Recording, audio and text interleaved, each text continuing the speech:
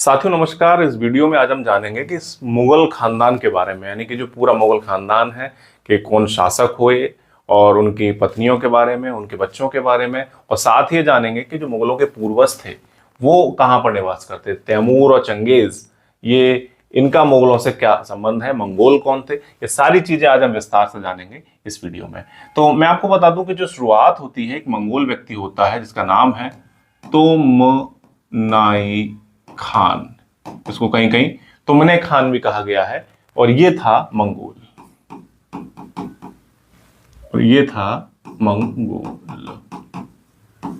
और लगभग 1190 के आसपास में इसका राज्याभिषेक होता है। तो ये 12वीं शताब्दी का एक व्यक्ति जो मंगोलिया क्षेत्र में रहता था, और ये तुमने खान था। और यहां से इसके जो दो बेटे थे, एक शाखाएं बनती हैं जिनके माध्यम से। तो एक प्रमुख शाखा निकल के आती है जिसमें एक व्यक्ति होता है इरडेमचु बरलास। तो आपको समझ में आ रहा होगा कि बरलास तुर्क क्यों बोले जाते हैं, उसको हम देखेंगे अभी बाद में। तो इरडेमचु बरलास। और एक व्यक्ति है जिसका नाम है चंगेज खान। तो मैं आपको सीधा सीधा नहीं बता रहा हूं कि इसके बेटे हैं।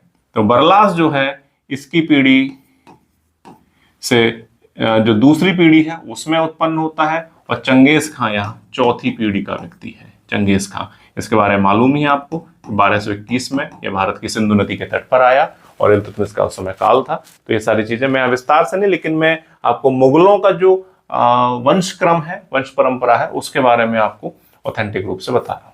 तो चंगेज खां का बेटा था जिसका नाम था चगताई खान। तो चगताई खान, और ये ट्रांसऑक्सियाना, यानी कि जो भारत के उत्तर में जो देश है, जो उज्बेकिस्तान, तजाकिस्तान, किर्गिस्तान, वो वाला सारा क्षेत्र ट्रांसऑक्सियाना है। तो ये ट्रांसऑक्सियाना का ये मालिक था। जब बंटवारा हुआ तो जो ग्रेटर खानेट, यानी कि जो चीन वाला साइड था, उसके बड़े बेटे को मिला, छोटे बेटे को यानी कि भारत के उत्तर वाला हिस्सा मिला, चगताई खान। ठीक, इसके बाद इस वंश परंपरा में एक व्यक्ति हुआ कराचर नोयन। ठीक, इस वाली जो परंपरा थी, इसका इतना प्रभाव नहीं था, और ये इन्हीं के अधीन काम करते थे। लेकिन इनका क्षेत्र मूल रूप से तुर्किस्तान का क्षेत्र हो चुका था। तो इस वजह से ये सब मंगोल तो है ही, लेकिन यहां से तुर्क क्षेत्र में रहने के कारण ये तुर्क कहे जाने लगे। तो ये मंगोल थे मूलतः, लेकिन यहां से ये तुर्क हो गए, तुर्क क्षेत्र में वहां की जो संस्कृति को अपनाने के कारण। चगताई खान ने अपने उस क्षेत्र पर कमांड रखने के लिए कराचर नोयन, जो उसका वंश परंपरा का एक अपना रिश्तेदार था, मंत्री बनाया, और अपने क्षेत्र पर जो कमांड रखने के लिए इसको काफी सारे अधिकार प्रदान कर दिए गए। और इसी का ही एक जो वंशज था वो था तैमूर लंग। ठीक, और इसको मिर्जा की उपाधि लेता था, और ये तुर्क था। तो मिर्जा तैमूर लंग तुर्क भी मैंने लिख दिया है इसमें। तो ये इस परंपरा का व्यक्ति है। और चगताई खान, यानी कि जो चंगेज खां है, यहाँ भी एक जो लेडी आएगी, यानी कि जो मैं आपको बता दूं, यहाँ इस वंश परंपरा में एक लेडी थी, उसका नाम था कोतलुग निगार खानम। कुतलुग निगार खानम। और यहां इस वंश परंपरा में एक व्यक्ति था, उसका नाम था उमर शेख मिर्जा। इन दोनों का विवाह होता है, और एक संतान, यानी कि जिसका नाम जहीरुद्दीन मोहम्मद बाबर होता है, जिसे हम बाबर के नाम से लिख देते हैं।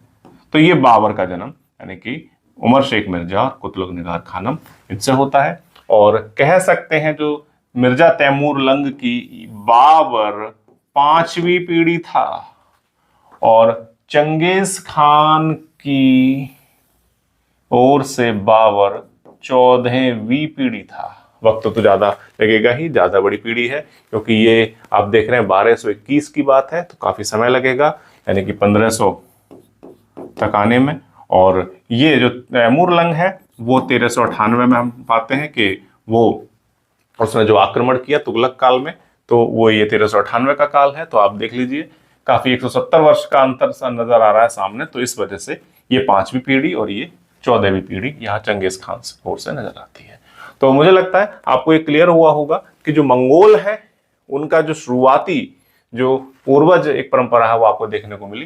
या मंगोल शब्द को और मैं डिफाइन कर देता हूँ कि जो मंगोल हैं वो उनका जो मंगोलिया क्षेत्र था उस वजह से ये मंगोल कहे गए। लेकिन चूंकि आप जानते हैं कि ईरानी संस्कृति उस समय काफी व्याप्त थी, वहाँ के अच्छे खासे साहित्यकार इतिहासकार थे और वहाँ पर जो भी नवाचार होता था संस्कृति में तो वो वहाँ से ही पूरे विश्व भर में फैल जाता था। तो इस वजह से ईरानी यानी कि जो फारसी है वो परंपरा काफी महत्वपूर्ण हो जाती है। तो मंगोलों को ईरानी भाषा में मुगल कहा जाता था और यही भारत में आकर मुगल कहे गए। यानी कि मुगल एक ईरानी या फारसी शब्द है जो मंगोलों का ही एक रूप है। इसी ईरानी शब्द का ही भारत में प्रचलन है। तो अब आप देख लीजिए बाबर क्या है। बाबर तुर्क भी है और बाबर इधर अगर माता की ओर से देखें तो मंगोल है। लेकिन मूलतः बाबर अगर यहां से देखें तो ये मंगोल ही है, लेकिन ये तुर्कमेनिस्तान क्षेत्र में बस जाने के कारण, वहां के रीति रिवाजों को अपनाने के कारण ये लोग तुर्क कहे गए। बरलास तुर्क बोला जाता है बाबर को। बाबर बरलास तुर्क था। ठीक, चगताई वर्ड यूज करते हैं, चगताई मंगोल था बाबर। ठीक, मिक्स रूप से बोलते हैं चगताई तुर्क था बाबर, चगताई इधर से हो गया, तुर्क इधर से हो गया। तो बाबर आपको क्लियर हो गया होगा कि बाबर तुर्क भी था और मंगोल भी था। लेकिन अगर देखा जाए तो मूलतः बाबर मंगोल ही था, जिस कारण उसको मुगल हम ईरानी भाषा में कह देते हैं। तो मुझे लगता है आपको इस वीडियो में बाबर के बारे में पता चला, उसके पूर्वजों के बारे में पता चला कि मिर्जा तैमूर लंग की क्या भूमिका रही इसमें, और चंगेज खां और चगताई खां जो बड़े फेमस किरदार हैं उनके बारे में पता चला। बरलास शब्द कहाँ से आया, किसके लिए बना था, और जो चगताई का एक अपना जो खुद का एक मंत्री था कराचर नोयन, जो तुर्क क्षेत्र को संभालता था, तुर्कमेनिस्तान क्षेत्र को मंत्री था। तो ये भी आपको क्लियर हुआ होगा कि यहाँ से जो तुर्कीकरण बढ़ता चला गया। तो इस वीडियो में साथियों इतना ही। इसके बाद आगे हम बात करेंगे बाबर की पत्नियों के बारे में, उसके बच्चों के बारे में, और भी आगे जानेंगे अगली वीडियो में। तो कोई प्रश्न हो इससे संबंधित तो आप मुझे बताएं, और कहीं कोई समस्या शंका हो तो उसको भी कमेंट बॉक्स में लिख सकते हैं। धन्यवाद।